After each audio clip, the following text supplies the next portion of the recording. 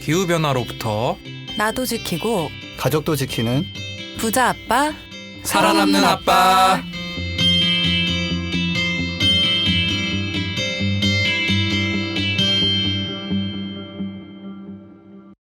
안녕하세요. 팟캐스트 부자 아빠 살아남는 아빠입니다. 기후변화로 급변하는 경제산업구조 속에서 우리들의 가족도 지키고 재산도 지킬 수 있는 방법을 지금부터 알려드립니다. 네, 안녕하세요. 저는 좌지석 우한스로 일을 하고 있다가 좌지석 쌤이 이제 재차 근무를 하시면서 우한스 쌤만 남으셔가지고 조금 그나마 쾌적한 근무하고 있는 김나연입니다. 사무소 자리에? 네. 우리 너무 밀집돼 있어요. 우리 네.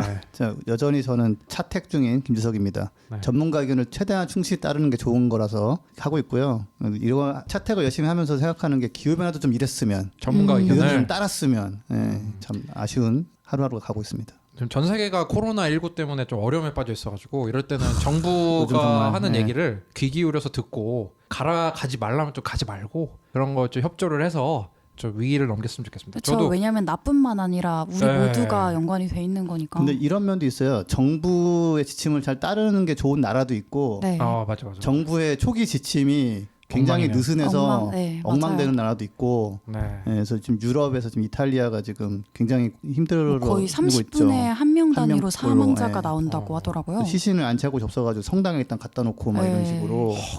그러니까 영국도 초기에 네. 아니 뭐 다 걸리는 거지 어쩔 수 없어 이러다가 시뮬레이션을 해보니까 이대로 가면 26만 명이 죽을 수 있다는 거예요. 그래가지고 다시 또 지침을 바꿔가지고 이제는 뭐 왔다 갔다 하지 말고 프랑스는 이제는 금종력을 내렸어요. 맞아요. 꼼짝하지 마라 그냥. 그런데 말 너무 안 듣더만 프랑스 국민들 말 안 듣기로 유명하잖아요. 자유평등 파괴.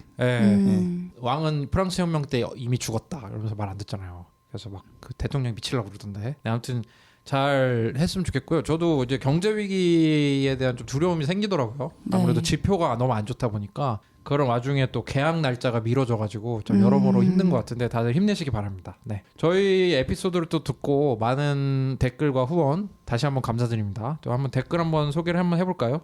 나연쌤 한번 먼저 소개해 주시겠어요? 네, 유진킴님이 유튜브에 네. 이제 그린잡 에피소드에 댓글을 남겨주셨는데요. 안녕하세요. 진로 고민 중인 대학생입니다. 환경 관련 분야에서 문과 학생이 선택할 수 있는 직업에는 무엇이 있을지에 대해서도 다루어 주시면 좋을 것 같아요. 라고 남겨주셨어요. 네. 근데 이게 의외로 할 일은 많아요. 왜냐면은 뭐 태양광 전기차도 광고도 해야 되고 네. 그런 홍보도 필요하고 정책도 제대로 만들어줘야 되니까 정책 뭐 이런 활동도 필요하고 그리고 한국 같은 경우는 특수한데 워낙 태양광 같은 것에서 안 좋은 그 뉴스가 많이 나오기 때문에 이런 걸 또 대응하는 것도 필요하고 저는 이제 이런 상담을 가끔 받는데 요즘은 좀 덜하지만 자기가 잘하는 게 예를 들어서 글 쓰는 거다 그러면은 그런 태양광 관련 소설을 써도 되고 아니면 그냥 다른 소설을 써가지고 연애 소설이든 뭐든 써가지고 돈을 번 다음에 그거 갖다가 발전소를 만들거나 전기차 타고서 확산한다거나 그러니까 이게 억지로 뭐 그런 자기 역할이 없는 곳에 들어가면 뭐 들어갈 수도 없고 할 일이 없거든요. 아니면 저기 돈 많이 버셔가지고 그린피스에다 대박 후원하시는 것도 괜찮고. 그리고 사실 NGO에서도 저희만 해도 모두가 뭐 환경 관련 전공을 아니죠. 하지도 않았고 차라리 환경 전공한 사람이 적지 않아요 훨씬. 그렇죠. 그리고 뭐 거의. 이과 출신인데 또 글을 쓰는 분도 있고 뭐 나. 반대인 경우도 있고 뭐 이러니까 나연쌤도 이과 출신 아니에요? 네, 저도 이과 출신이고 예. 그래서 되게 이런 어떤 전공에 얽매이지 않고 이런 관심만 꾸준히 키워주신다면 언제든 그런 연결 지점은 전 찾을 수 있을 거라고 생각을 하거든요. 네, 그리고 제가 이과 출신이라 하는데 이과 출신이 다 채우지 못하는 공간이 있어요. 엄청나게 많아요. 왜냐면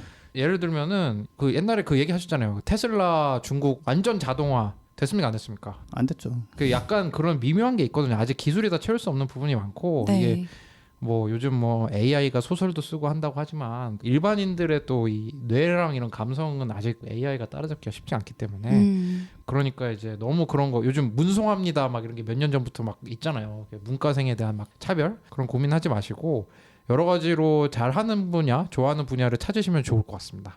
또 댓글이 또 달렸네요. 네. 지석쌤. 네, 그 은기환 님이 네. 다 좋은데 본격적인 배터리 이야기가 25분부터 시작한다. 네. 서론이 너무 길다. 예, 그래서 서론이 너무 길 때가 좀 있어요. 그래서 네. 이 있어요, 부분은 저희는. 예, 어떻게 하면 좀 뭐 뭔가 장치를 만들던 뭐 안내 문구를 붙이던 뭐 네. 우리가 서론을 확 줄여보던 네, 그리고 유튜브에 이제 댓글 남겨주셨는데 유튜브 같은 경우에는 이제 이야기가 시작하는 대로 이제 넘어갈 수 있도록 장치를 좀 넣을 수 있으니까 네. 저희가 그런 부분도 조금 개선을 신경을 좀 해서 네, 써보겠습니다. 반영을 네. 하겠습니다. 또 청취자분들의 이 멘트를 이제 읽어드리는 걸 또 즐거워하시는 분들도 있으니까 저희가 또 청취자랑 같이 가는 부분이니까 네. 좀 더 편하게 들으실 수 있도록 좀 고민해 보겠습니다. 위치를 표시하든지. 그리고 GYE님, 개님이신가 봐요. 오디오 클립에 댓글은 처음 남겨봐요. 요즘 진로 고민이 깊은데 저도 환경 관련 직업을 가지고 싶거든요. 찰떡 콘텐츠 만들어서 반가웠어요. 모두 공대째에 가깝네요. 그래서 파워 입문대생이 도전할 수 있는 분야 전공. 아까랑 비슷한 댓글인데요. 네. 여러 가지 역할은 있잖아요. 우리 그린피스도 뭐 언론 담당하시던 분들도 들어가 있고 네. 역할이 다 있어요. 그래서 인사팀도 있고. 그렇죠. 네. 인사팀도 있고. 네. 네. 의외로 회계 같은 경우는 또 문과잖아요. 회계 참 중요한데 어카운트.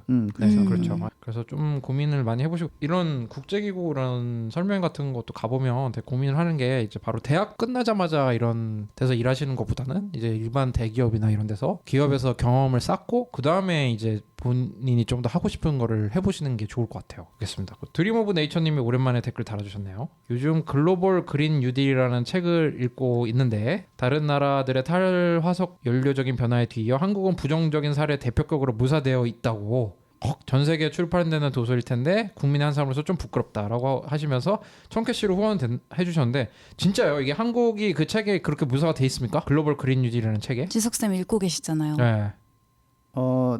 읽고 있어요. 네. 아직 왜 거기까지는 말을 더듬으시지? 네. 읽고 네. 근데 이게 맞는 게 사실 한중일이 가장 전 세계적으로 석탄 금융을 제공하고 있는 곳이고 네. 거기 빼고는 거의 없어요. 없고 미국 기관도 조금 있긴 한데 우리나라는 뭐랄까 공기업 같은 뭐 산업은행 이런 데서 좀 하고 있어서 제일 문제고 지난주에 민주당에서 우리가 뭐 일당이 되고 하면은 석탄 금융 같은 거를 이제 중단시키겠다라고 선언했거든요. 네. 네, 그래서 이게 선언이 이행이 되면은 좀 많이 줄어들 수 있을 텐데 뭐 아직은 우리나라가 해외 석탄 발전에 금융 제공하고 뭐 이런 게 좀 많이 하는 나라인 상황인 거고요. 근데 이제 한 가지 좀 긍정적인 면은 한전이 한 3년 전부터 해가지고 해외에 태양광이나 풍력발전소 같은 경우 수주해가지고 이제 그 만드는 걸 해요. 네. 그래서 이미 4조 원 규모 정도가 됐거든요, 이게. 네, 그래서 안 좋은 것도 좀 많이 하고요. 근데 좋은 일도 이제 좀 하고 있다. 그래서 이게 좀 잘 전환이 될 수 있는 그런 변화가 이제 약간 이제 좀 보이는데 아직은 석탄 금융을 아직도 하고 있어요. 한 3주 그쵸. 정도 전이었나요? 그 장마리 캠페이너가 이 해외 석탄 금융 관련해서 우리 캠페인 하고 계시잖아요. 네네. 굉장히 내부적으로 그 팟캐스트 이런 청취율이나 이런 게 괜찮았어요. 이게 사람들이 많이 관심 듣고 들어주시더라고요. 네.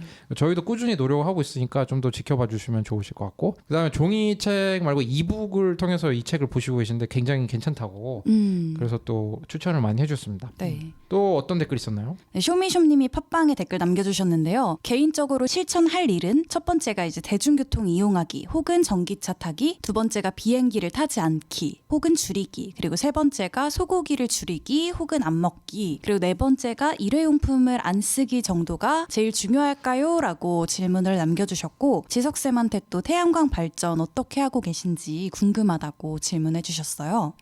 네, 중요한 거 잘 짚으셨고요. 뭐 여기 추가로 태양광 발전소 만들기도 할 수 있고, 그다음에 또 빠진 거는 이제 본인이 줄이는 것도 있지만 이게 얼마나 큰 문제인지 알리는 게 또 필요하기 때문에 뭐 기후 위기 알리기라든지, 그러니까 뭐 유튜브 시작하셔가지고 한 100만 정도 모은 다음에 구독자 지석쌤 기후 위기 얘기를 지금 좀, 몇 만이죠? 0.053만.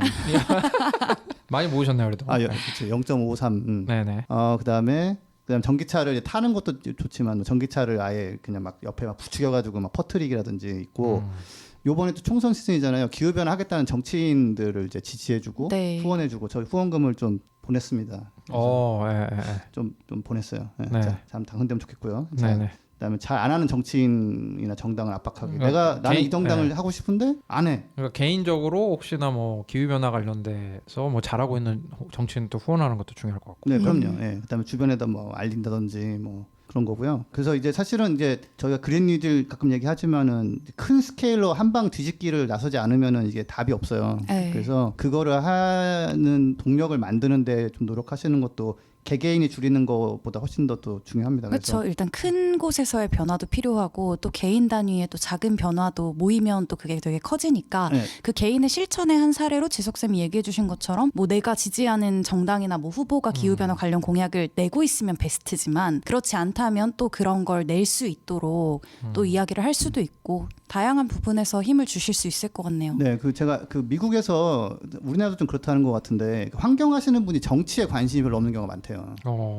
특히 미국은 투표 잘 안 한대요. 내가 실천하는 게 중요하지 무슨 뭐 정치나 모르겠다. 그런데 기후변화는 그렇게 해가지고는 개인이 할 수 있는 게 최대한 하는 게 한 10이라면 정치를 해서 바꿀 수 있는 게 뭐 한 90이란 말이에요. 저 정책적인 변화가 분명히 필요하니까. 네, 그리고 그 정책이 바뀌면 개인이 실천하는 게 훨씬 더 좋아지거든요. 편해지죠. 예, 그래서 그런 면에서 만약에 지금까지는 뭐 정치 쪽에 관심이 없으셨다면 관심을 많이 가지셔야 된다라는 거 말씀드리고 발전소 같은 경우도 정체가 좀 나올 수밖에 없는데 저는 이제 소형 발전소 2개는 이제 큰 문제 없이 만들었어요 무난하게. 네. 예, 그래서 지금 6년 차, 5년 차 지금 돌리고 있고 그다음에 대형 발전소 하나를 만들었는데 4개를 시도해가지고 하나만 성공하고 나머지 3개는 다 실패했는데 이거 만들 때도 지자체에서 뭐 조례 같은 거라든지 이런 거가 적용되면서 무산된 게 좀 있거든요.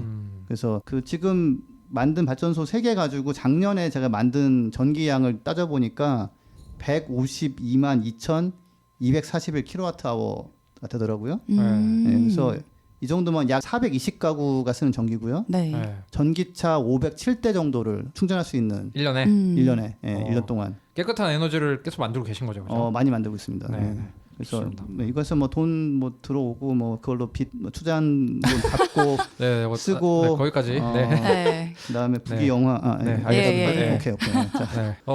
지금 뭐 많은 꿀팁을 주신 것 같고, 네. 또 근데 참 네. 정책이 바뀌어가지고 네. 되게 힘들었어요. 그러니까 아. 섣불리 하지는 마시되 태양광 발전 네. 관련해서 땅 있고 뭐 그러시면은 뭐 알아보시되 예전보다는 좀 어려워졌다라는 건 알고 계십시오. 네. 그리고 또 1,000원님이 또 꾸준히 청캐시 후원하고 계시고요. 네. 드림 오브 네이처님이 팟빵 통해서 가장 따뜻한 겨울 에피소드에 1000캐시 후원해주셨고요. 또 댓글로 되게 유의미한 그런 액션이었죠. 이걸 설명을 해주셨는데 3월 14일 오후 2시에 원래 예정됐던 그 기후위기 비상 행동이 코로나19 때문에 취소가 됐어요. 그래서 이게 오프라인 액션이 아니라 온라인 액션으로 대체가 됐었는데 이제 실시간 검색어에 이 기후위기 비상행동을 좀 쳐서 이거를 올려보자라는 액션이었던 걸로 기억을 해요. 그래서 이제 본인이 속해 계신 40대 실시간 검색어에서는 2위 그리고 전체 연령에서는 3위까지 올라가서 실검에 이게 올라올까 걱정을 했었는데 많은 분들이 동참을 해주신 것 같아 동질감을 느꼈다라는 얘기를 해주셨어요. 많은 분들이 심각성을 느끼고 계신 거죠. 네. 그래서 저희가 온라인으로도 이렇게 꾸준히 참여할 수 있는 방법이 있으니까 네. 기후위기 관련해서 관심 있으신 분은 그린피스 홈페이지나 이런 공식 사이트도 많이 방문해 주시면 좋겠어요. 네. 마지막으로 소개해드릴 댓글인데요. 이런 질문 저희도 굉장히 좋아하거든요. 블루베리 민도사님이 네. 핵 폐기물도 재활용해서 영구 정지를 만든다는데 사실인지요? 이렇게 뜬금없는 질문이라고 해주는데 저희는 아닌데. 이런 질문 좋아합니다. 그런 거 없어요. 네. 네. 온갖 썰 중에 하나고요. 예. 핵 폐기물에서는 이제 열하고 방사능이 나오는데 네. 그 제임스 러브럭이라는 네. 좀 유명한 학자가 나라면 핵 폐기물 내 집 앞에 묻어두고 거기 나오는 열이나 좀 갖다 쓰고 그럴 수 있어 나는 뭐 그 위험한 거 아니야 이런 식으로 얘기하긴 했어요. 그러니까 그 땅 밑에 묻어두면 이제 방사능은 나오진 않고 열만 갖다 쓰겠다 뭐 이렇게 얘기했었는데 실제로 그렇게 할 수 있는 거는 딱히 아니고요. 근데 거짓말이죠, 거짓말. 아니 근데 이분이 굉장히 과학적으로 또 이렇게 하시는 분이라서 지구온난 책도 많이 쓰셨고 그 네. 가이아 이론 하신 분이 이분이거든요. 아 진짜요? 예, 예. 근데 이제 뭐 영구 전지 맞는다거나 이런 거는 없어요. 그냥 온갖 썰 중에 하나고 그런 거 없습니다. 끝. 저 그리고 이제 댓글 소개 끝나기 전에 한마디만 더 덧붙이고 싶은데 아까 오디오 클립에 댓글 남겨주신 개님 있었잖아요. 네, GYE. GYE. 네. 그래서 그분한테 조금 더 말씀을 드리고 싶은 건 일단 댓글을 남긴다는 게 사실 되게 어려운 일이거든요. 그럼요. 네, 첫 댓글을 남겨주셨다고 해서 너무 감사하다는 말씀 전해드리고 싶고 또 문과 출신이라고 얘기를 해주셨는데 뭐 아무래도 글이나 뭐 이런 쪽에 소질이 뭐 있으시다면 콘텐츠가 사실 정말 중요하잖아요. 그럼요. 그래서 이런 콘텐츠 관련된 그러니까 기후위기 관련 콘텐츠를 만드는 일은 정말 많은 포지션이 열려 있기 때문에 또 다양하게 그래서 그런 쪽을 더 알아보셔도 좋을 것 같다는 말씀을 전해드리고 싶습니다. 네, 저는 아까 블루베리 민도사님이 그 영구전지 말씀하셨다니까 드는 생각이 얼마 전에 그 기사에서 레고가 플라스틱으로 만드는데 1300년 안 썩는다고 이렇게 나왔거든요. 그 참 이런 거는 없고 그런 에너지 생산할 때 그 과정이 있잖아요. 그래서 뭐가 들어가고 뭐가 들어가야 되고 그래서 아마 뭐 반영구 이런 거 있을 수 있을 것 같은데 그런 거에 너무 그런 뭔가 영원히 마를 것 같지 않은 그런 대체 에너지원이 있다는 그런 주장은 좀 저희가 조심해야 될 것 같아요. 예를 들어서 뭐 영생하고 불멸한다 이런 거 요즘 조심해야 된다고 많이 얘기하잖아요. 그래가지고 이런 가짜 뉴스 같은 게 유튜버한테 되게 많더라고요. 그래서 좀 근데 이런 건 있어요. 사실은 태양광 패널 같은 경우 네. 한 40년 된 것도 아주 잘 쓰고 있거든요. 네, 그러니까 그한 3, 40년 동안 전기를 계속 만들어요. 그래서 이거야말로 어떻게 보면은 과학 기술의 그 개발할까 이미 현실화되고 가격도 싸진 그런 건데 이런 거에 대해서 우리나라에서 약간 관심이 좀 적고 특히 유튜브의 세계에서는 이게 좀 특이한 거 무슨 썰이나 이런 건 재밌어야 되거든요. 그래서 이렇게 막 그런 게 나오는데 실제로는 그런 풍력이나 태양광 같은 경우가 얼마나 대단해요. 딱 세워놓으면 전기가 한 10년, 15년, 뭐 20년씩 나오는데 그래서 연구 전지라 제일 가까운 물건이 있다면 태양광 패널이에요, 사실은. 제 생각에 블루베리 민도사님이 약간 네. 이제 이런 교훈적인 거를 주시려고 다 본인 아시면서 이렇게 댓글 달아주신 것 같아요. 하여튼 아까 김나은 선생님도 말씀 주신 것처럼 댓글을 달아주시는 용기, 많은 관심 부탁드리겠습니다. 그게 또 어렵지가 않거든요. 소통하고 싶어요. 사실 되게 어렵다고 어려운데 얘기했는데 지금. 네, 어려워서 너무 감사드립니다. 쉽다. 아, 네. 알겠습니다. 윤탁쌤한테 쉬울 수 마음 있죠. 먹기는 네. 어렵고 네. 쓰려면 쓰는 건 또 그렇게 어렵진 네, 않다. 참- 3번 달다 보면 계속 달게 된다. 그쵸. 말씀드리고. 처음이 어렵죠. 네. 그럼 또 오늘 또 저희 코로나19에 잘 어울리는 소식을 하나 갖고 왔잖아요. 그럼 전하는 말씀을 듣고 한번 얘기 들어보도록 하겠습니다.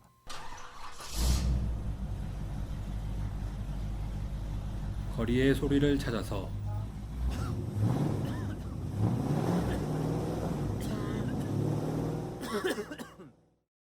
이 소리는 기후위기를 심화시키는 내연기관차가 매캐한 매연을 뿜으며 지나가는 소리입니다.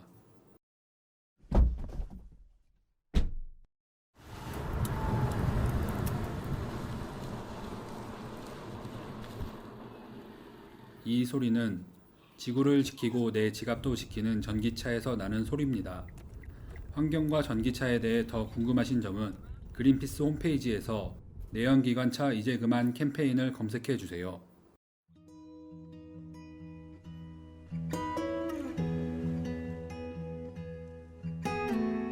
이 방송은 여러분의 소중한 후원으로 만들어집니다. 국제환경단체 그린피스 서울사무소에 후원해주실 분들은 네이버에서 그린피스 팟캐를 검색하시면 쉽게 후원에 참여해주실 수 있습니다.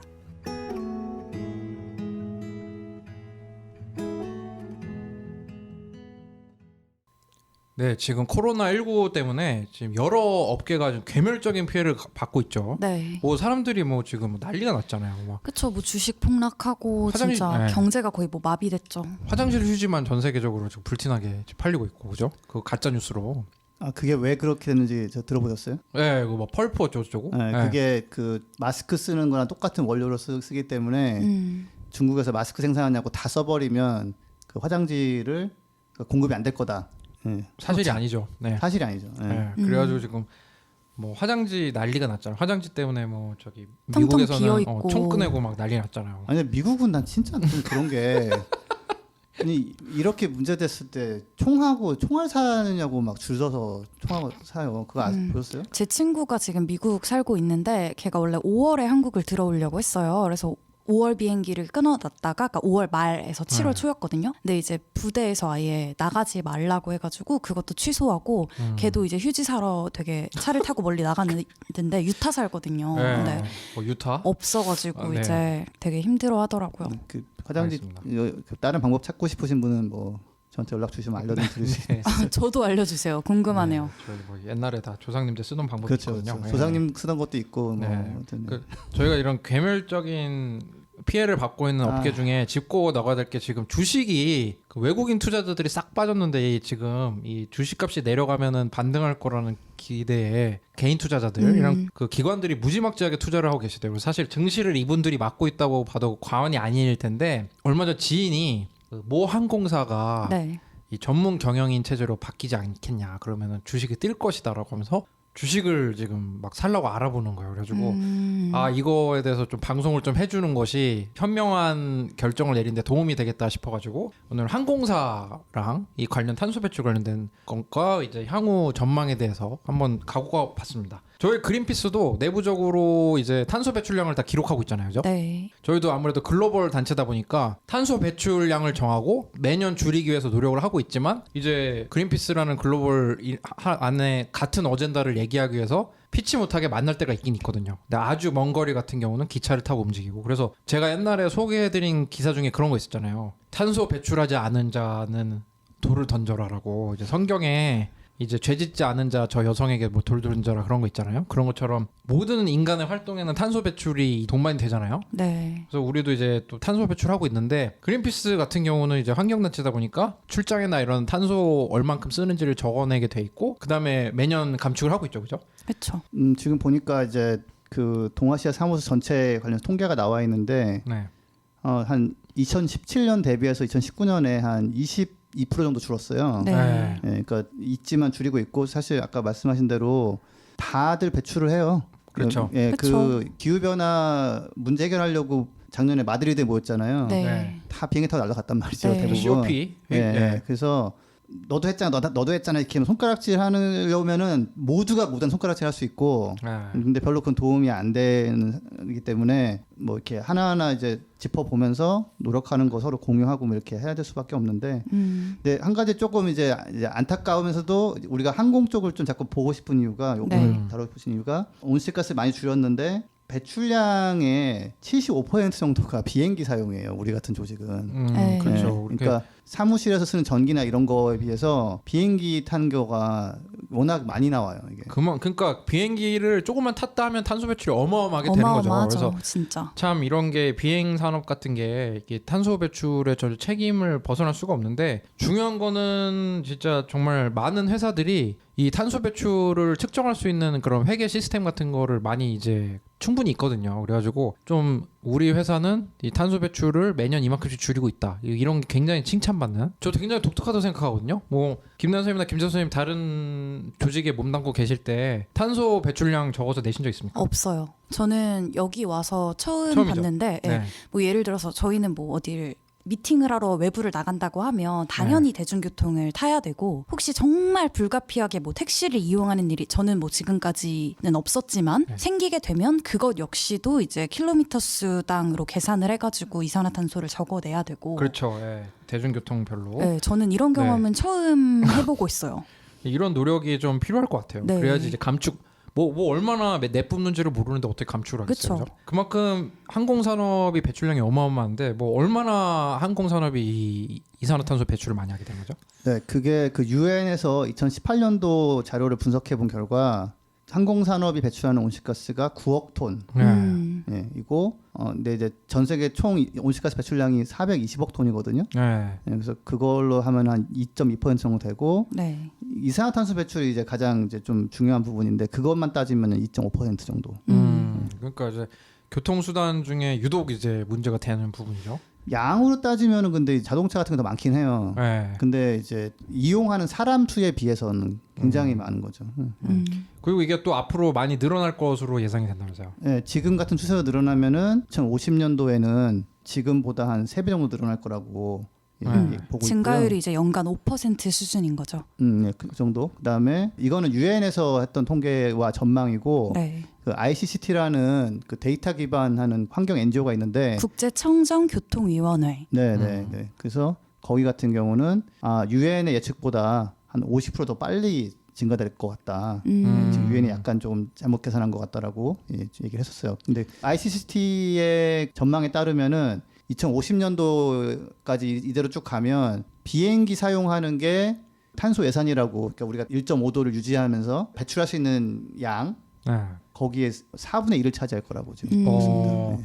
그러니까 진짜 저희 뭐 80년대 같은데 기억하면은 우리나라 같은 경우 이제 가족 중에 한 명이 뭐 해외 출장 같은 걸 가게 되면은 막 이 가족에서 인물이 났다. 그냥 그때는 그 해외 자유화 그런 게 아니었기 때문에. 근데 지금은 해외를 안 갔다 오면 약간 뭐 힙하지 않은 그런 느낌도 있는 것 같고, 그죠? 김남 선생님, 요즘 얼마나 비행기를 많이 탄다고 하나요, 사람들이? 이제 지속쌤이 아까 네. 언급해주셨던 ICCT 보고서를 제가 조금 더 깊게 가지고 왔는데, 이제 2018년에 전 세계에서 비행 건수가 몇 회였냐? 네. 3,900만 회. 3,900만 회라고 하니까 약간 감이 잘 안 오는데, 이제 탑승객 수로 이거를 환산을 해보면 약 40억 명이라는 거예요. 여기서 지구의 인구가 얼마인 줄 아세요? 70억. 그러니까 거의 절반을 넘어가는 자, 거죠. 근데, 근데 절반이 탄 게 아니라 그렇죠. 네, 그건 한 명이 아니고 여러 명 타는 건데. 같은 인간이 여러 명 탄 거예요. 그쵸, 여러 그쵸. 명탄 환산을 거예요. 해봤을 때 이제 네. 명수로 따지면 네. 40억 명이다. 1인이 1회를 탔다고 했을 때. 그래서 이렇게 보면 세계 인구의 절반을 넘어가는 숫자. 네. 진짜 큰 숫자고. 그쵸, 엄청나게 크죠. 그리고 이 보고서에 따르면 2018년에 상업 비행으로 배출된 이산화탄소량이 9억 1,800만 톤으로 추정이 된다고 하고 전체 이산화탄소 배출량의 2.4%를 차지한다라고 얘기를 하더라고요. 그리고 이 가운데에서 이제 81%인 7억 4,700만 톤은 여객기에서 나왔대요. 그러니까 사람을 사람을 실어 나르기 위해서. 네. 그리고 나머지 19%가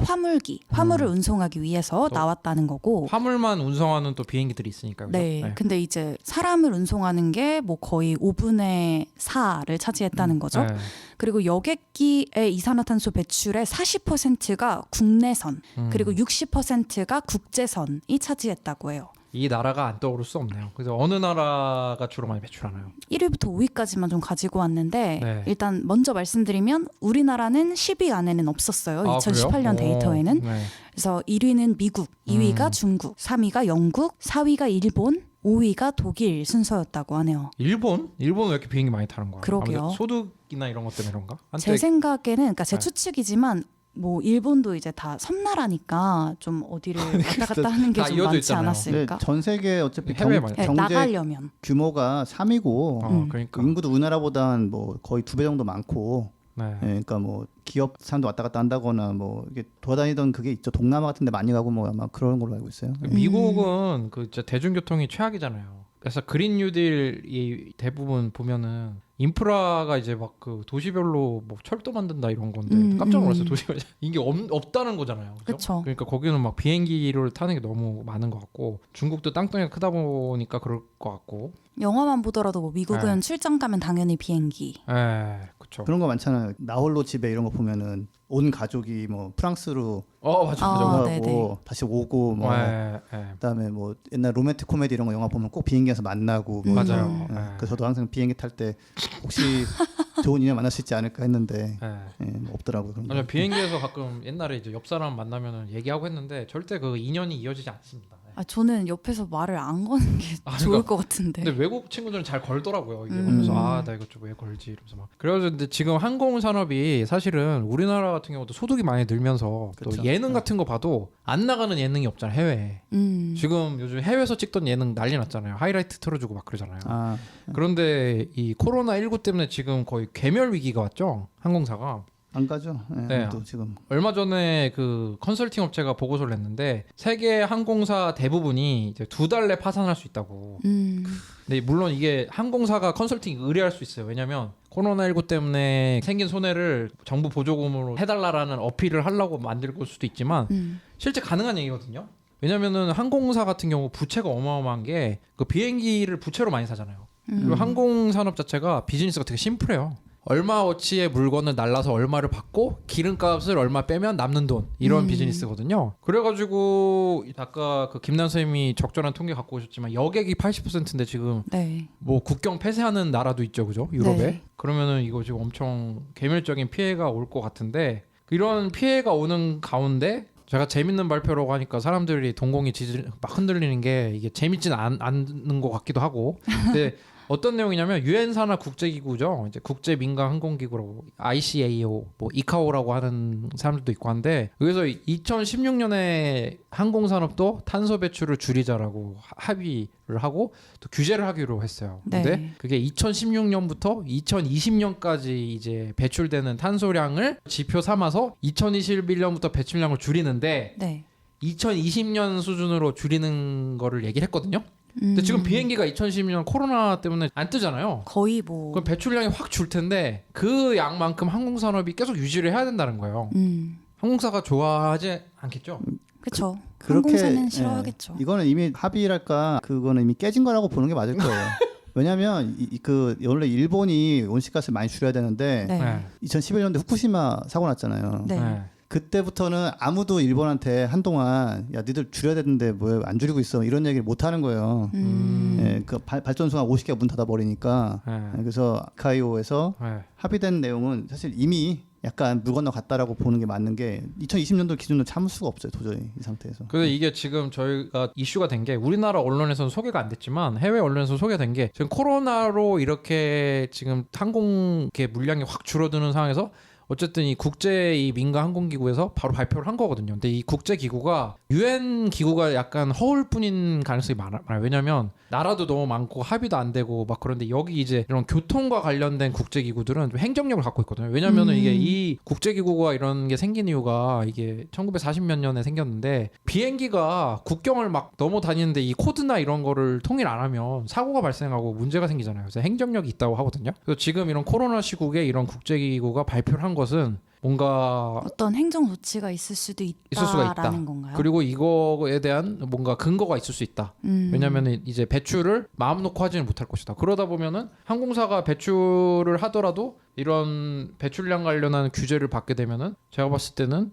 비용 상승이 나오지 않을까라고 좀 생각합니다. 그러다 보면은 이제 여행사 같은 데도 영향 미칠 수 있겠죠. 그렇죠. 그런 추측이 되게 많은데 탄소세를 부과를 해서 항공권을 구매할 때 그 가격이 굉장히 높아지고 또 뭐 그게 퍼스트 클래스 뭐 이코노미 클래스 간에 또 차이가 뭐 거의 탄소 배출량이 2배다 뭐 이런 얘기도 있더라고요. 그렇죠. 아무래도 같은 공간에 2명을 날라 보내냐 1명 날라 보내냐에 따라 또 그래서 탄소 배출이 다를 거기에 수 있으니까. 대해서도 또 가격 적용이 달라질 수도 있다 네. 이런 추측들이 많더라고요. 정말 항공업체가 지금 뭐 많은 문제가 있는 것 같은데 그래서 이카오에서 이제 그 탄소 배출을 계산하는 기준이 있잖아요. 뭐 제대로 된 기준입니까 이게? 이게 국내 환경 운동가 분들 중에서 이걸 가지고 계산해 가지고 아 내가 이번에 이런 정도의 배출이 나왔어 그래서 가슴이 아프다 컬럼스 이런 분 있는데 그분 속으셨어요. 아 진짜요? 네. 알카이오가 이게 좀 거짓말을 한 부분이 있거든요. 어떻게 계산하죠? 플러스 알파가 있는데 이걸 네. 좀 빠뜨렸어요. 그거 뭐 지금 알려드릴까요? 좀 나중에 네, 알려드릴까요? 이산화탄소 배출을 어떻게 지금 최소 단위로 지금 네. 나오게 한다는 건가요? 그러니까 알카이오는 그냥 연료 쓰는 거 정도만 딱 잡아서 계산하는 거예요. 이륙부터 착륙까지 이 정도 씁니다. 이 정도 석유를 쓰니 계산하면 이만큼이 나옵니다. 이렇게 했는데 또 왜 뭐가 문제냐면 이렇게 비행기 지나갈 때 뒤에 이렇게 구름처럼 남는 거 막 이런 거 있잖아요. 네. 뭐 그런 것도 좀 있고 보이진 않지만 거기에 질소산화물이 나와요. 그 디젤차에서 나오는. 네. 워낙 고온에서 연료 태우다 보니까 네. 질소가 같이 타버리는 거예요. 원래 타면 안 되는데 그래서 나오는데 걔가 미치는 영향이 생각보다 엄청나게 커요. 그러니까 비행기가 이 온실가스를 많이 배출하는데 이카오에서는 이산화탄소 배출만 본다는 거예요. 그러니까 질소 배출 계산 안 하고. 연료에 대한 그러니까 연료를 얼마 태울 것이다. 여기에 대한 그 이산화탄소만 계산을 한다는 그거만 계산하는 거죠. 거예요. 그리고 네. 이산화탄소가 온실가스에 기여하는 영향력보다 질산화물이 하는 게 훨씬 큰 거죠. 그게 이제 같은 분자 하나당 훨씬 영향이 큰데 근데 이제 운행 중에 발생하는 거에 대해서는 전혀 계산을 하지 않았다. 빼는 거예요. 예, 그래서 저는 이제 그런 게 참 좀 비겁하다고 보는 게 아니 이런 걸 행정하고 제대로 할 거면 자기들의 임팩트가 혹시 우리가 빼놓은 건 없나 잘 찾아고 해야 되는데 구글링 하면 딱 나오거든요. 이거 그 비행기 CO2 이런 식으로 하면은 딱 그 이카이오가 나와요. 네. 거기 넣어보면은 이게 맞겠지 생각하는데 많이 그 빠뜨린 부분이 어느 정도냐면은 거의 2배 정도가 돼요. 그러니까 그 예를 들어서 CO2 연료 써서 나오는 온실가스가 1km 갈 때 133g이라면 네. 그 플러스 알파 부분이 지소산화물 포함해서 그게 121g이에요. 아이고 플러스 알파라고 할 수도 없네요. 그렇죠. 그냥 뭐 그냥 1+1 같은. 그 2배 이런 거죠. 네. 그리고 네. 이게 이제 영국의 산자부는 그 부분을 감안해서 아예 그 자기들 사이트에 넣어놨어요. 플러스 알파를 뭐 선택하시겠습니까? 선택하고 집어넣으면 이 숫자가 나오는 거예요. 네. 그래서 이거는 이제 그 BBC에서도 한번 보도했던 내용이거든요. 네. 예, 그래서 그러니까 숨겨져 있는 1+1이 되는 게 이게 엄청난 문제인데 이걸 빼놓고 이제 있는 거죠. 네. 꼼수죠, 꼼수. 그러니까 이거. 탄소 배출을 진짜 야매로 계산하는 곳이 또 많은 것 같아요. 그죠? 네. 근데 그 이카이오의 웹사이트 들어가면은 방법론을 1단계, 2단계, 3단계, 4단계 가지고 뭐 우리 이렇게 계산합니다 하면은 아니 그렇게 공신력 있는 기관이 방법론까지 딱 써주면서 하니까 이거 맞겠지 생각하는데 아닌 거죠. 아, 그래서 근데 제가 이 1단계, 2단계, 3단계, 4단계 봤는데 제가 딱 보고 이해가 될 정도면 너무 단순하게 이게 식을 싼 거야. 이거 너무 보면은 그냥 승객수 곱하기 쓴 연료 양 곱하기 뭐 팩트를 뭐 지금 자석률로 나눈다 이런 건데 딱 봐도 이상한 게 그럼 화물기는 뭐 어떻게 되는 거야? 아 화물기는 패신저가 없는데 이게 좀 약간 시트 오큐파이드 그러니까 화물기 기준은 없는 것 같아요. 여기 아예. 그건 뭐 따로 있을 수도 있고 근데 네. 이제 연료 사용량만 보면은 이제 맞는 것 같죠. 근데 그 내연기관차, 휘발유차나 디젤차 같은 경우도 그 정유 공장에서 또 CO2 많이 나오고 그다음에 석유를 채취할 때 또 메탄이 또 새어나와가지고 또 엄청나게 영향을 그쵸. 많이 주거든요. 그러니까 그런 거는 다 이제 빼고 계산을 하는 식으로 이렇게 축소시킨 거죠. 그러니까 이거를 좀 잡는 또 다른 계산기가 있어요. 네. 에코 패신저라는 계산기가 있는데 네. 이거는 비행기의 온실가스 배출량도 계산해 주는데 만든 곳은 어디냐? 국제 철도 연맹.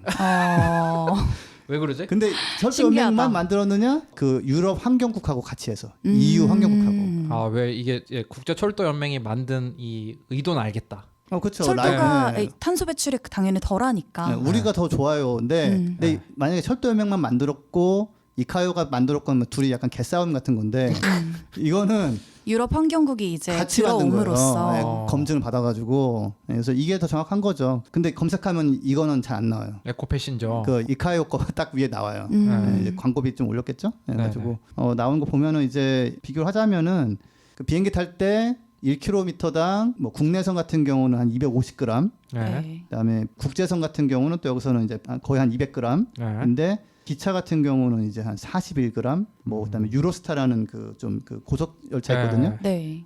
그거는 6g. 그거 왜 이렇게 작아요? 이게 의외로 영국 같은 경우에 해리포터에 나오는 정도의 옛날 기차는 아니지만 네. 아직도 디젤 엔진 있는 기차가 있거든요. 맞아. 근데 유로스타 같은 경우는 전기로 가고 또 그 유럽 같은 경우는 재생에너지가 많잖아요. 네. 예, 그러니까 이제 6g 있고 승객도 많을 거야 아마. 그래서 뭐 나누기 해서 그런 것도 있을 거고 기차별로는 확실히 점점점 줄어들 수 있죠 또. 그쵸. 재생이 늘어나면은. 기차는 전기로 갈 수 있으니까. 네. 그렇죠. 예. 그래서 그 같은 거리를 이동할 때 비행기는 뭐 정말 후덜덜한 그러니까 같은 거리를 이동을 하더라도 이렇게 뭐 가장 좋은 선택 수단은 6g밖에 이산화탄소를 배출하지 않아도 되고. 그렇죠. 전기 기차 같은 경우. 네. 그래서 이게 비행기가 지금 어마어마하게 배출하는데 이게 뭐 예를 들어서 런던에서 마드리드 이동을 하는 경우 같은 경우 얼마나 이게 차이가 날까요? 그런다면 이제 비행기 같은 경우는 편도로 한 260kg이 나와요. 예, 근데 이제 기차로 갔다 그러면 43kg이고 그 노선 말고 다른 걸로 해가지고 뭐 파리에서 뭐 브로덕스 뭐 여기 가는데 500km 갈 때 요 노선에 있는 또 기차는 한 4.4kg밖에 안 나오고 근데 약간 또 다른 곳 약간 그 다른 곳에서는 61kg까지 나올 수 있어요. 그 이게 읽을 수가 없어 이 지명을.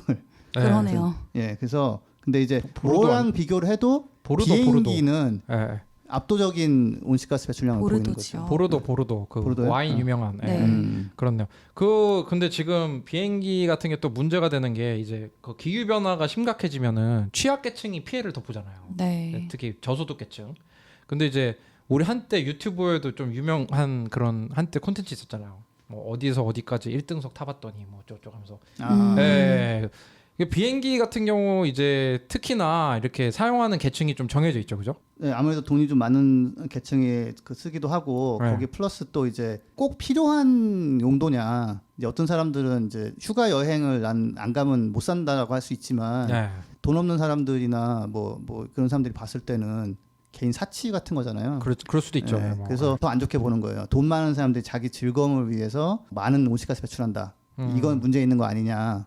이게 다수가 다 쓰고 있다면은 약간 좀 다른 시각이 나올 텐데 이제 그러다 보니까 최근에는 그런 얘기 많이 하는 사람도 있거든요. 사람이 문제다. 사람이 줄어들어야 된다. 극단적이야. 네, 근데 이제 그러니까 뭐 타노스 역시 너 나와야 돼 이런 얘기만 하는 사람이 있었어요. 있는데 그 엊그저께 이제 BBC에서 무슨 얘기가 나왔냐면은 the rich are to blame. 돈 있는 사람들이 문제다. 아예 그냥 BBC 같은 공영 방송에서 그래서 에너지 사용이 한 20배 정도 되고 부자들이 훨씬 특히나 높구나. 이제 비행기 사용으로 가면은 영국 같은 경우도 제일 돈 많은 15% 정도의 계층이 비행기를 70% 사용한다. 아. 그래서 그다음에 극상위 소득층 같은 경우는 비행기 이용이 정말 많고 근데 57%에서 영국 사람들은 비행기를 안 탄대요. 해외여행을 비행기로. 간 적이 없대요. 그 왜 그 반지의 제왕에 나오는 그 저희 프로도. 네, 프로도 마을이 네. 그 옛날 영국의 그냥 그 농촌을 배경으로 쓴 거거든요. 이게. 영국 사람이 쓴 거잖아요. 그거. 네, 그렇죠. 반지의 제왕. 그래서 그냥 동네에서 있다가 누가 마차 타고 술이랑 불꽃놀이 가져오면 네. 너무 신나게 놀고 뭐 이런 로컬 라이프를 많이 해요. 티타임 딱 즐기고. 네, 그래가지고 아무튼 지금 이 항공 쪽이 많이 지금 문제 제기가 되는 게 일부 계층의 사람들만 많이 쓰는 거다. 뭐 이런 게 지금 좀 끌어오르고 있습니다 지금. 근데 우리나라 같은 경우는 막 그런 거 있잖아요. 막 국내 여행 갈 바에 해외 여행이 더 싸다. 뭐 그런 것도 있을 수 그거 있고. 누가 만든 거예요 그거. 그 약간 진짜요? 마케팅 차원에서 어떻게 보면은. 뭐 그럴 수도 있겠다. 예를 들어 뭐 여행사가 보도 자료 같은 걸로 뭐 제주도 갈 바에는 뭐 어디 가는 게 낫다. 자꾸 뭐 이런 막 식으로. 그 예전에 보면은 유럽 디젤차가 많이 팔릴 때 네. 이거 살 바에는 뭐 독일 디젤차가 훨씬 낫다 뭐 이런 그치, 식으로. 그치. 예. 그러니까 이게 누군가가 만들어낸 그런 마케팅 은 용어 같은 아닌지 게 뭐 의심해볼 굉장히 저 의심스러워요. 예. 의심해 볼 수 있고 아니, 뭐 충분히 뭐 여행사에서 비교를 예. 해가지고 더 합리적인 거를 선택을 할 수 있겠죠. 저 같은 경우에도 지석 쌤이 이제 해외 여행 안 가시고 국내 여행만 가시잖아요. 네. 그래서 좀 국내 여행을 더 많이 늘려야겠다. 라는 생각을 해봤거든요. 그래서 네. 올해에는 저는 국내 여행만 2번 가려고 생각하고 있고 네.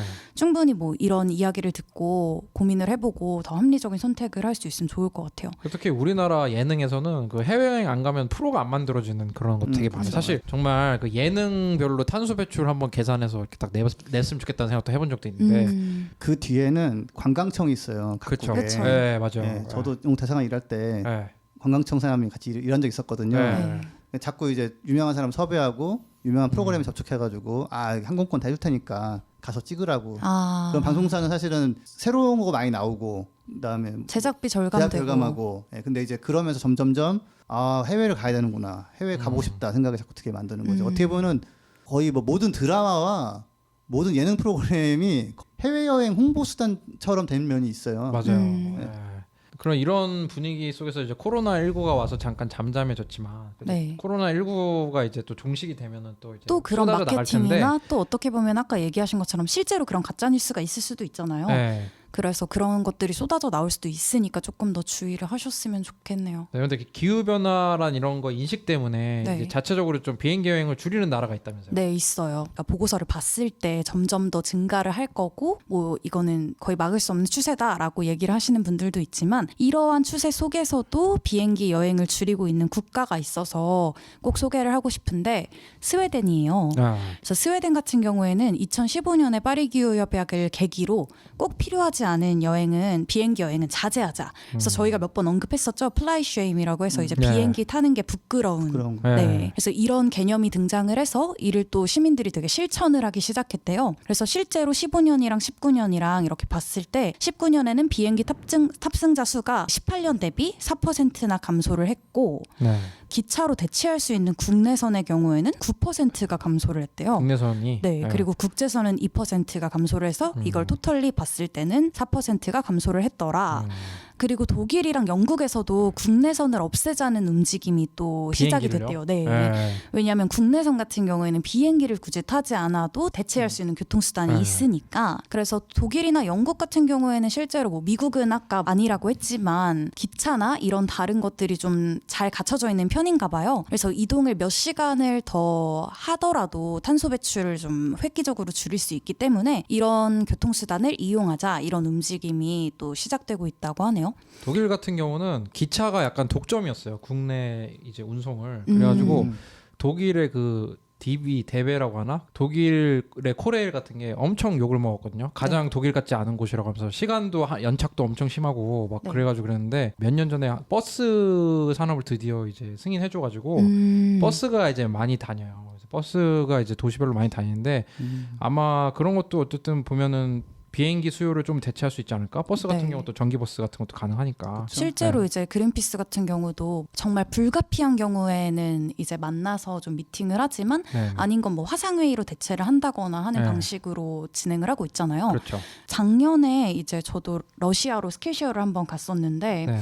그때도 이제 명수도 제한이 돼요. 사실 사무소마다. 네. 왜냐하면 가장 최소화해야 되고 이 이산화탄소 배출을 또 그리고 거기에 참여하는 그 사무소들이 있을 때 이 사무소들이 가장 이동을 최소화할 수 있는 곳으로 이제 장소가 정해지는 거였는데 그때 러시아 모스크바였는데 그때는 이제 독일 사무소 분들은 실제로 기차를 타고 몇 박 며칠 오신 거예요.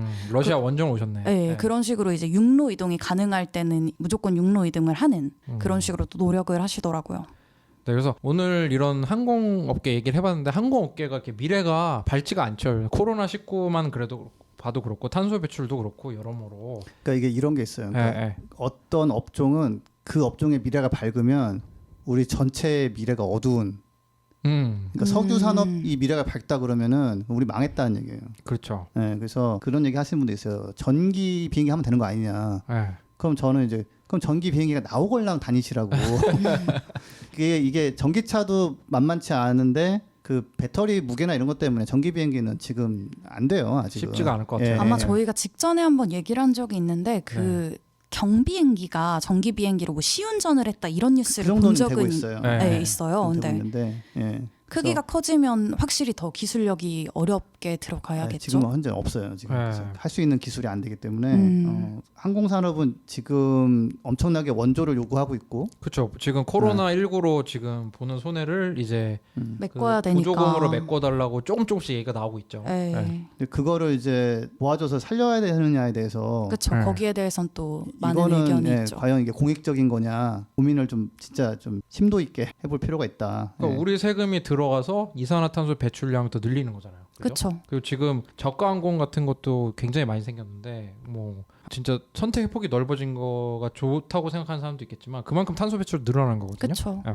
그래서 아까 그 BBC 기사나 이런 데 보면은 전기차 같은 경우를 여러 명이 타고 가면은 훨씬 더 네. 이제 온실가스가 줄어든단 말이에요. 그래서 개인의 즐거움을 위해서 우리가 어떻게 보면 약간 그런 압박도 있어요. 해외 안 나가면 뭐 안 될 것 같은 압박 같은. 예, 근데 이게 건강한 압박이 아니거든요. 그래서 뭐 요번 기회에 어떻게 보면 좀 이런 비행기를 막 타고 가는 문화가 좀 바뀌었으면 좋겠다. 근데 물론 이제 지금 항공업계에 고통받는 분들은 뭔가 도움이 필요하긴 할 거예요. 그렇죠. 뭐 갑자기 그분들은 뭐 날벼락이죠. 날벼락이죠, 날벼락. 예. 근데 다시 그럼 옛날로 돌아가게 하는 거가 또 과연 잘하는 거냐? 이건 또 저는 좀 아니라고 생각해요. 그분들을 그러면 막 굶어라 그런 게 아니라 그래서 이제 탄소세 같은 게 필요한 거잖아요. 그래가지고 화석연료나 이쪽에 종사하는 분들 새로운 일자리로 이제 전환할 수 있게끔 보조금도 주고 대출도 해주고 교육도 해주고 그런 게 이제 전 세계적으로 논의가 되고 있는 거죠, 그죠?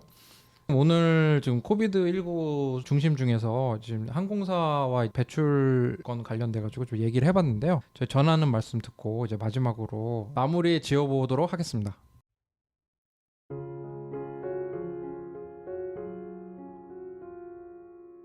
부자 아빠 살아남는 아빠는 애플 팟캐스트, 구글 팟캐스트, 팟빵, 파티, 앵커, 오디오 클립 등을 통해서 들으실 수 있습니다. 방송에 대한 의견이나 참여를 원하시는 분들은 gkr@greenpeace.org로 메일을 보내주시면 저희가 정기적으로 확인하겠습니다. 부자 아빠 살아남는 아빠.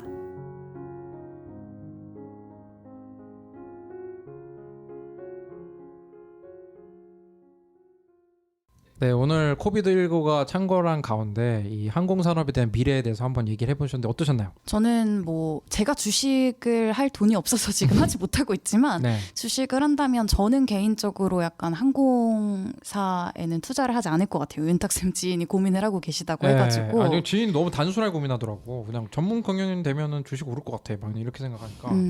그리고 네. 아무래도 뭐 지금 주가가 떨어진 상태에서 뭔가 들어가고 싶은 그런 유혹은 있을 수 있을 것 많죠, 같지만 많죠. 네, 조금 더 많이 다른 부분을 더 생각해 주시고 고민해 주셨으면 좋겠고 또 개인적인 차원에서도 되게 실천이 필요할 것 같다는 생각이 또 다시 드는데 저희가 일전에도 소개를 해드렸지만 사실 스웨덴의 그 환경운동가 그레타 툰베리 같은 경우에는 실제로 미국의 UN 서밋을 갈 때 태양광 요트를 타고 갔죠. 그런 노력도 하고 또 영국의 굉장히 유명한 록밴드죠. 콜드플레이도 지난해 11월에 새 앨범을 냈을 때 이제 연례적으로 하던 그런 투어를 하지 않고 유튜브 생중계 스트리밍으로 이제 대체를 했었거든요. 네. 그래서 이런 곳곳에서의 노력들이 있고 또 이런 걸 보고도 분명히 생각이 바뀌시는 분들도 있을 거고 저는 뭐 아예 타지 말아라라고 얘기를 할 수는 없지만 좀 최대한 줄일 수 있는 만큼은 줄여보고 또 다른 걸로 대체를 할 수 있는 방법도 찾아봤으면 좋겠다는 생각이 듭니다. 꼭 필요하신 분들은 가셔야죠. 예를 들어서 뭐 여기 해외 영업을 하시나 그런 분들은 네. 공급망이나 요즘은 뭐 어느 뭐 빗자루 하나 만드는데도 이제 수입이나 이런 게 필요하다고 하잖아요. 그래서 그런 거를 하셔야 되는 거는 하는데 우리가 좀 자제를 할 필요는 있을 것 같아요. 그냥 무분별한 해외 이런 여행이나 이런 거는. 그래서 제가 드는 생각은 좀 국적 항공사 같은 경우는 그래도 좀 타격이 덜할 것 같아요. 예를 들어서 그 대한항공 같은 경우는 전 세계 화물량이 6위래요. 그러니까 아시아에서는 화물량이 2위. 왜냐하면 중국이 있어가지고. 그런 거는 괜찮을 텐데 이제 저가항공 같은 경우는 여객 위주잖아요. 네. 그런 데면 더더욱 이제 앞으로의 탄소 배출 규제도 그렇고 코비드 19도 그렇고 좀 많이 그 쇠퇴하지 않을까 그런 생각을 좀 한번 해봅니다. 네. 이게 좀 많이 줄여야 되는 부분이 맞고 제가 비행기를 뭐 가끔 이제 꺼내는 이유 중에 하나가 딴 건 다 열심히 실천했는데 비행기 타고 그냥 갔다 오면은 그 개인의 탄소 발자국 같은 게 엄청나게 늘어나 버리는 거예요. 그러니까 우리 그린피스 같은 경우도 굉장히 열심히 뭐 줄이려고 노력하지만 비행기 탄 게 이제 전체 배출량의 75%가 되고 이러니까 그리고 이제 초반에 그런 질문이 있었잖아요. 내가 이제 뭐 파워 문과생인데 난 뭘 할 수 네. 있냐? 전기 비행기 개발은 공대생이 할 수 있지만 비행기 안 타고 재밌게 놀 수 있는 방법이 있네. 뭐 그런 괜찮은 무슨 문화 활동이나 아니면 괜찮은 뭐 국내 휴양지를 만든다거나 이런 것도 대안이거든요. 그렇죠. 그러니까 왜냐하면 우리가 고생하러 가는 게 아니잖아요. 비행기 타고 해외 나가는 게 네. 뭔가 즐거움과 새로움을 찾는 거기 때문에 이제 그런 거를 이제 지역에서나 국내에서 느낄 수 있으면은 이제 그런 게 건전한 대안이 되기 때문에 여튼 지금 이제 항공업계가 앞으로 어떻게 풀릴지 모르겠지만 좀 사회적으로 이런 거를 좀 잘 풀어서 예전처럼 다시 돌아가는 것보다는 좀 다른 방향으로 갈 수 있는 기회가 되면 좋겠습니다. 네, 오늘 코비드19와 항공업계 그리고 항공업계에 대한 그 탄소 배출 움직임에 대해서 한번 오늘 본격적으로 얘기를 해봤는데요. 다음에 좀 더 재밌는 소식으로 찾아올 수 있도록 하겠습니다. 마지막으로 팟빵 뮤직의 페이드 앤 리비제이의 그 필로우 듣고 마무리하도록 하겠습니다. 다음 방송에서 또 인사드리도록 하겠습니다. 감사합니다. 감사합니다. 감사합니다.